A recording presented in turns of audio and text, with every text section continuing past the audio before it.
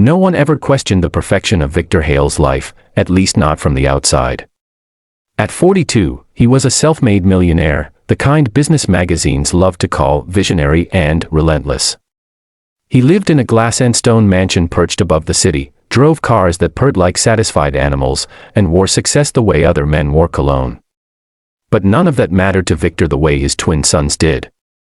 Ethan and Leo were 5 years old, identical in face, identical in laughter, identical in the way their dark eyes followed him whenever he entered a room.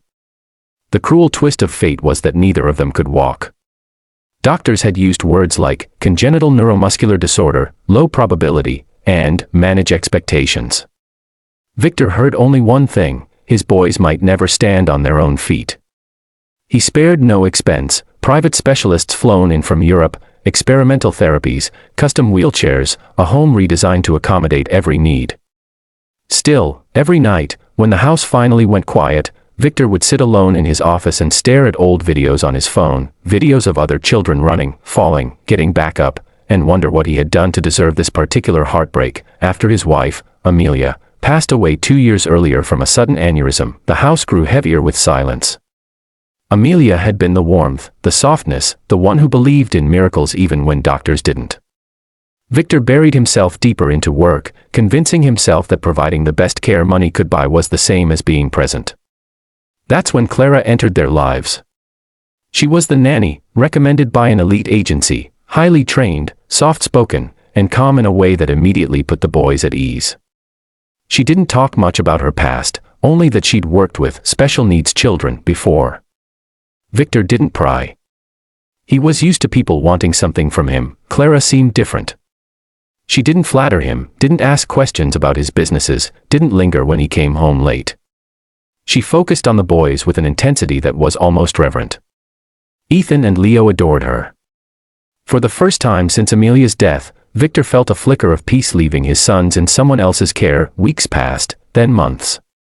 Victor's schedule was ruthless: early mornings, late nights, endless meetings. But something subtle began to change. It started with small things. One evening, as Victor walked past the playroom, he noticed the twins weren't in their wheelchairs.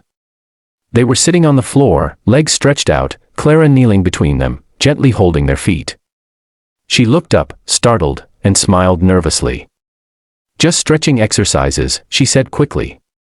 The therapist recommended mobility stimulation. Victor nodded, though he didn't remember approving anything new. Another time, he heard laughter, real, uncontrollable laughter, echoing down the hallway. He peeked in to see Clara playing a strange game, encouraging the boys to push against her hands with their legs. Sweat dotted her forehead, and the boys' faces were flushed, alive in a way he hadn't seen before. "They get tired easily," Victor warned. Clara met his gaze, calm but firm. "They're stronger than everyone thinks," she replied. The words lingered with him long after he left the room. The unbelievable moment came on a night Victor hadn't planned to be home early. A deal had fallen through, and frustration followed him like a storm cloud as he pulled into the driveway. The house lights were dim, unusually quiet. As he stepped inside, he heard a soft, rhythmic sound, counting. 1, 2, again. It was Clara's voice, low and focused. Victor followed it, heart pounding for reasons he couldn't explain. He stopped at the edge of the hallway, unseen. Inside the playroom, Clara had pushed the wheelchairs aside. Ethan and Leo were standing, each holding onto a low wooden rail Clara must have installed herself. Their legs trembled violently, knees shaking like leaves in a storm. Clara stood in front of them, arms outstretched but not touching. "You've got this," she whispered. "I'm right here." Victor's breath caught in his throat. His mind screamed that this was dangerous, irresponsible, impossible. His sons swayed, and for a terrifying second, he thought they would fall. Instead, Leo took a step. It was small, clumsy, barely controlled, but it was a step. Ethan followed, tears streaming down his face, a mix of fear and triumph. Victor felt his knees weaken. The room blurred. He had negotiated billion-dollar deals without breaking a sweat, but this shattered him. He burst into the room before he could stop himself. "What are you doing?" His voice came out harsher than he intended.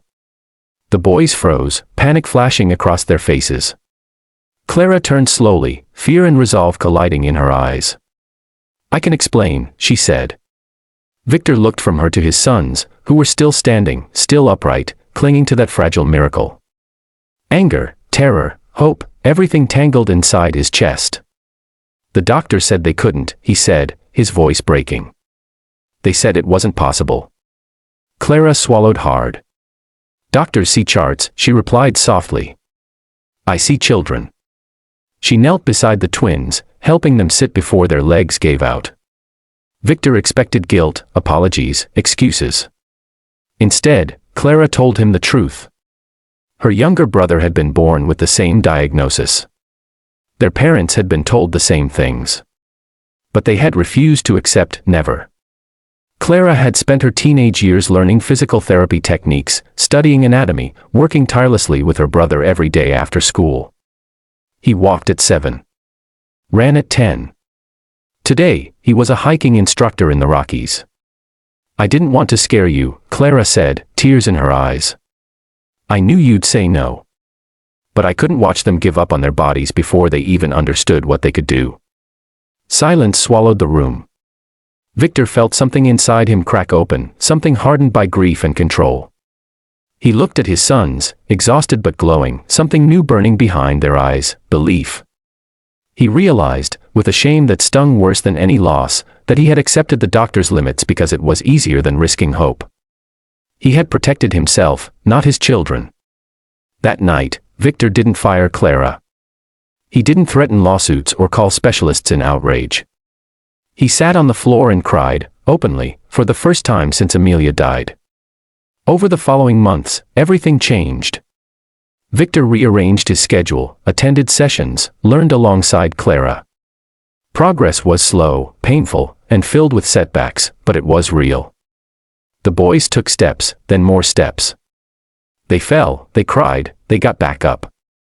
The mansion echoed with a different sound now, not silence, but effort, laughter, life.